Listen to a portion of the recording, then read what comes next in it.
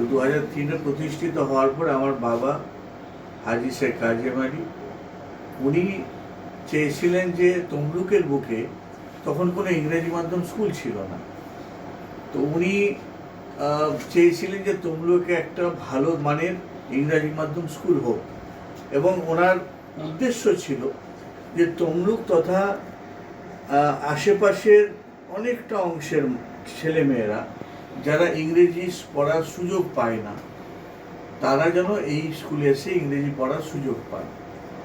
সেইটা উদ্দেশ্য মাথায় রেখেই কিন্তু তাম্রলিপ্ত পাবলিক স্কুলের সূচনা উনি করেন। আমরা সত্যি ভাগ্যবান, প্রথম দিন থেকে স্যারকে আমরা পেয়েছিলাম, প্রফেসর আশুতোষ দাস স্যারকে। উনি প্রথম দিন থেকে আমাদের সঙ্গে যুক্ত ছিলেন। তো আমরা ইনাদের হাতে হাত ধরে আমরা কিন্তু এই কাজ শুরু করেছিলাম। বর্তমানে প্রায় তমলুক থেকে 30 কিলোমিটার পর্যন্ত আমাদের বাচ্চারা এখানে আসছে।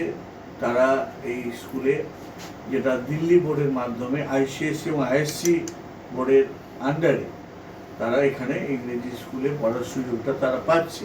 এবং আমার বাবা একটা কথা আমাকে বারবার বলেছিলেন যে স্কুলে পড়াশোনার মানটা ভালো রাখবে, কিন্তু ফিস বাড়াবে না, একদম বেশি ফিস করবে না, যাতে সবাই পড়ার সুযোগ না পায়। সেই কথা মাথায় রেখে আমরা, যেটা না করলে নয়, সেইভাবে আমরা ফিস রেখে সমস্ত স্তরের বাচ্চাদের, ছেলে মেয়েদের পড়ার ব্যবস্থা করেছি। এবং এখানে আরও একটা কথা বলতে হবে যে এরকম কোনো মেধাবী দুস্থ ছেলেরা যারা যদি এই ফিসও না দিতে পারে, তারও আমরা ব্যবস্থা রেখেছি। আমরা প্রায় গত বছর বহু ছেলেকে আমরা স্কলারশিপ দিই, আমাদের সংস্থা থেকে স্কলারশিপ দিয়েও তাদের পড়ার ব্যবস্থা করেছি। কত ছাত্রছাত্রী বর্তমানে আছে, কোন স্ট্যান্ডার্ড আপনারা পড়াচ্ছেন, এইগুলো আমরা আমাদের এখানে 3 বছর বয়স থেকে ছেলেমেয়েরা পড়ার সুযোগ পাচ্ছে লোয়ার নার্সারি থেকে, এবং তারা এখানে ক্লাস 12 আইএসসি পর্যন্ত পড়ার সুযোগ পাচ্ছে। তার সঙ্গে সঙ্গে এটাও বলি যে এই ক্যাম্পাসে আমাদের সংস্থা কলেজও করেছে 2007 সালে, যেটা মৌলানা আবুল কালাম আজাদ ইউনিভার্সিটি অফ টেকনোলজির আন্ডারে এবং এআইসিটি ভারত সরকারের অধীনে যে কলেজ, সেই কলেজের মাধ্যমে ছেলেমেয়েরা এমএসসি পর্যন্ত পড়ার সুযোগ আছে আমাদের এই ক্যাম্পাসে।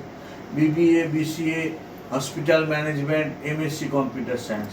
মানে আমাদের এই ক্যাম্পাসে একটা বাচ্চা যখন 3 বছরের বাচ্চা আসবে, সে মাস্টার ডিগ্রি কমপ্লিট করে বাইরে বেরোতে পারবে, এই সুযোগ সুবিধা আছে।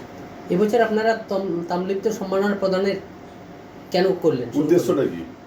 আমাদের উদ্দেশ্য হলো যে তমলুক তথা আশেপাশের মানুষজন যেভাবে আমাদের সঙ্গে সহযোগিতা করেছেন, আজ আমরা যেখানে পৌঁছেছি, তার জন্য সত্যি যদি কৃতিত্বর কেউ ভাগিদার হন, তাহলে কিন্তু তমলুক এবং আশেপাশের মানুষজন। আমরা আজকে যে সম্মানিত হয়েছি, আজ যে এত উঁচু জায়গায় পৌঁছেছি, প্রায় আমাদের 1600 থেকে 1700 বাচ্চা পড়াশোনা করছে। এর জন্য আমরা যে মানুষদের কাছ থেকে অনুপ্রেরণা পেয়েছি, যাদের আমরা সাহায্য সহযোগিতা পেয়েছি, তো এই কাজ করতে গিয়ে আমরা দেখেছি বহু মানুষ তারা সমাজের বিভিন্ন ক্ষেত্রে নানা রকমভাবে নিঃশব্দে নীরবে কাজ করে যাচ্ছেন।